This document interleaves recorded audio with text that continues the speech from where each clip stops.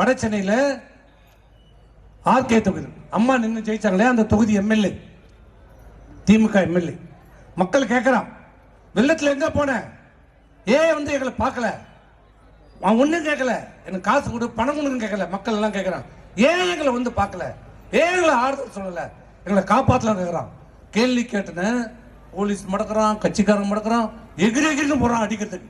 டிவியில் பார்த்துருப்பீங்களே, ஒரு எம்எல்ஏ பொதுமக்களை அடிப்பதற்கு பாஞ்சு பாஞ்சு போறான்.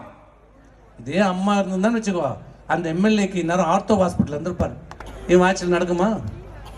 இவனுக்கு ஏது துப்பு? முதல்ல இந்த முதலமைச்சருக்கு என்ன நடக்குதுன்னே தெரியலையே.